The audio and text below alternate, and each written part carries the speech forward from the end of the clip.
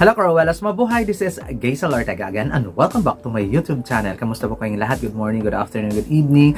Anumang oras kayo nanonood sa akin ngayon, maraming pong salamat. Sa mga bago ko dyan subscriber and returning viewers, thank you so much sa suporta ng more than 6,300 plus. Thank you so much talaga. At sa mga hindi pa po dyan nakasubscribe, please subscribe my YouTube channel, Gaisel Ortega, Cruella and Pageantry, and click the notification bell below para updated kayo when it comes na maglabas ako ng aking mga videos.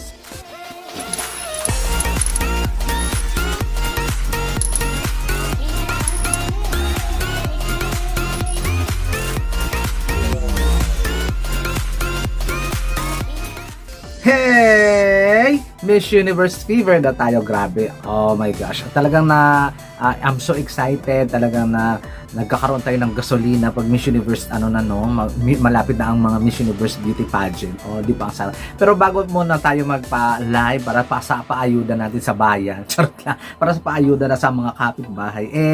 Pag-uusapan muna natin at feeling ko ito ang last 3 standing. Ito ang Miss Universe top 3 ngayong 2023. Ito talaga yung nararamdaman ko. So far. Sa ngayon, ito sila yung mga queens na pag-uusapan natin ngayon yung magiging last 3 standing. Antonia Purcell ng Thailand, Shanice Palacios ng Nicaragua, and Michelle D ng Philippines. So, di ba, feeling ko sila talagang magla-last 3 standing. Grabe, I feel so, may nararamdaman akong kakaibang vibe sa kanila. Tingnan nyo naman sa voting, sa fan vote, nangunguna sila, nasa top 10 sila. Shanice Palacios, Antonia Purcell, at saka si Michelle D, talagang hindi sila nawawala sa contention. At ngayon sa Boys for Change, nandun uli sila sa top 10. Grabe, talagang consistent silang tatlo ever. So, sana tuloy-tuloy yung mga pa-eksena ng tatlong ito, 'di ba? Syempre pag-usapan natin si Miss Antonia Purcell. Kaya consistent din naman siya kasi syempre yung fans talagang andaying support talaga kay Antonia Purcell at talagang lahat ng ginagawa niya para makipag-compete doon sa Miss Universe ay may nakakapili na siya ng national costume, mga wardrobe na ready na siya, lumipad na siya, grabe bongga, o di ba? So I'm so excited din naman kay Antonia Purcell kasi hindi naman niya kailangang may patunayan pa kasi yung mga kawang gawa niya before ay nakikita naman niya ng Miss Universe sa kanyang credential. Maganda yung mga pa-eksena niya. At so, marami mga basher, talaga lang naman. To be honest, mga Pinoy yung bashers niya. To be honest, mga Indonesian at saka Vietnamese, mga kapwa Southeast Asian, yung nang babash kay Antonia Purcell, yun yung nakakalungkot, no? Yung kapwa natin Southeast Asian ay binabash natin para lang maisingit doon yung gusto nating kandidata. Huwag naman sana kasi laban na laban din naman yung lola mo at marami na siyang napatunayan, kawang bagawa before, talagang naglalabas siya ng mga kaperahan para makatulong lang sa kanyang mga less fortunate na mga kababayan. So, sana i-accept natin yan at sana matanggap natin. Kung hindi natin matanggap, ay wag na nating tirahin or ibabash. Pero, nararamdaman kong kakabog talaga. Hindi dahil taga Thailand si Kun An, hindi dahil na sa Thailand yung Mowad Crown. Hindi dahil na home court advantage. Walang ganon. Kasi malakas talaga si Antonia Purcell para lumaban sa Miss Universe Beauty Pageant. Yung kanyang advokasya, yung kanyang purpose in life, at kung gaano siya kabonggang women. At ngayon ay pag-uusapan naman natin ang pambato ng mga Latinas. Shanice Palacios ng Nicaragua, talaga namang handang-handa. Talaga yung advokasya, talagang yung fan vote, even though na hindi malakas ang, hindi powerhouse yung country ng Nicaragua, even though na, kumbaga, sa mga past Miss Universe, kung kailan, hindi ko nga matandaan kung kailan pa huli silang nakapasok sa Miss Universe as semi-finalist. Pero ngayon, apakabongga. So, diba? Talagang nagsishine bright like a diamond talaga yung name niya. Kahit na hindi siya yung pinakamaganda sa mga Latina ngayon, pero nagsishine talaga siya kasi nga sa kanyang advocacy na mental health din.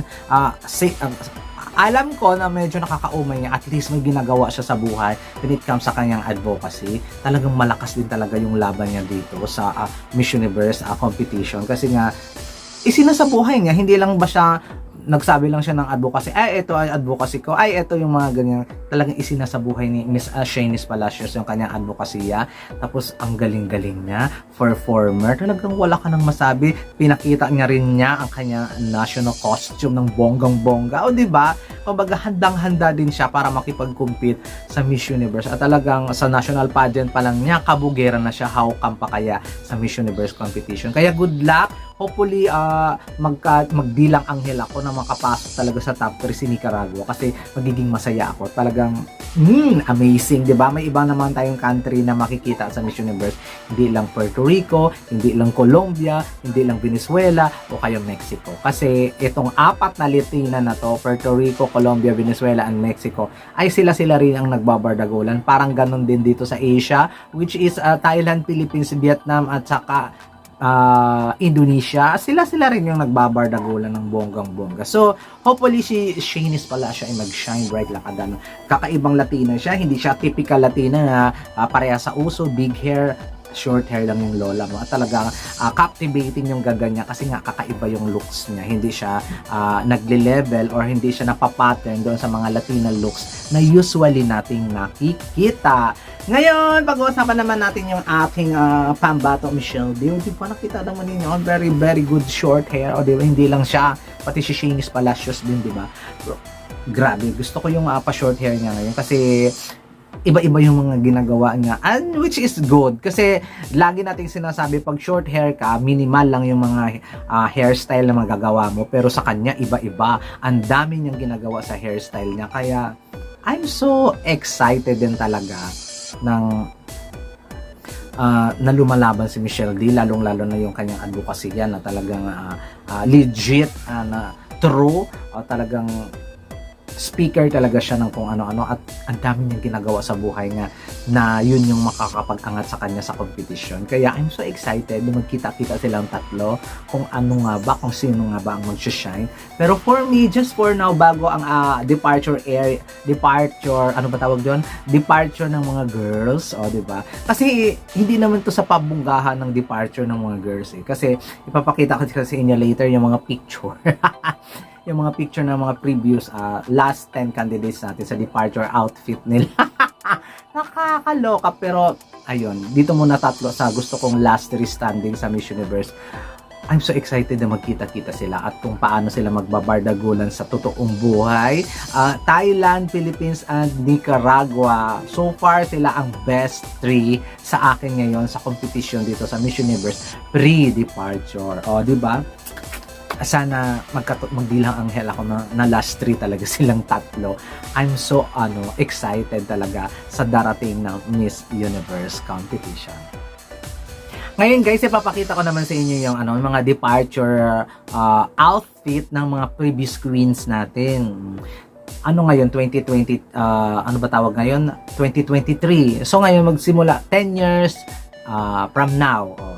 2013 sorry. 2013, Gabriela Isler. Kanyang departure outfit. Diba? Hindi naman kabungkahan. 2014 Miss Universe, Paulina Vega ng Colombia. Ang departure outfit, hindi naman kabunggahan. Mas lalo na itong departure outfit, name is Pia Wurtzbach 2015 Miss Universe. Diba? Hindi mo akalain na ganyan pa lang yung departure outfit niya bago siya pumunta doon sa Miss Universe competition. Sino mag-aakala? Next, departure outfit ni Miss Universe 2016, Iris Mitiner ng Friends. Pak! Diba? Nakakaloka. Then, departure outfit 2017 ni Demily Neil Peter ng South Africa. Yan yung mga pa-eksena, hindi naman siyadong bongga, di ba? Sapat-sapat lang. Then, departure outfit ng ating Catriona Gray, 2018 Miss Universe from the Philippines.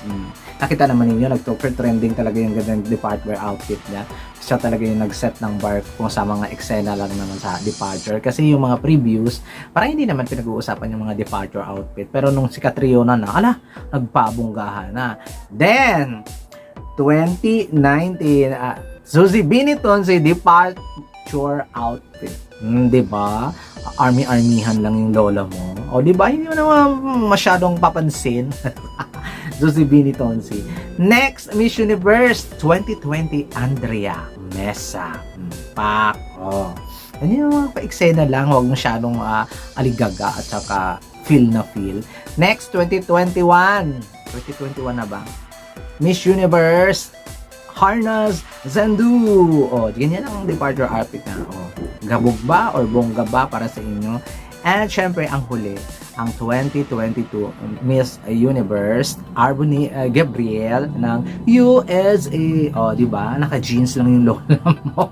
Kumbaga, hindi nagmamatter para sa akin hindi nagmamatter yung kung ano kaganda yung departure outfit mo sa pagkapanalo mo ng Miss Universe. Kasi, yung authentic self mo at saka kung ano yung pinapakita mo sa universe, yun yung magpapanalo sa iyo, hindi yung departure outfit. So, pero still, abangan pa rin natin yung kanilang departure outfit kasi exciting. Di ba? Kung sino nga ba ang pangabog at sino nga ba yung bonggang-bongga. So, that's all guys. Thank you so much for tuning in at saka laging nanonood sa akin. Maraming salamat. I love you all and see you later at 4 p.m. live. This is Gaisel Ortega. Hanggang sa muli po. Paalam.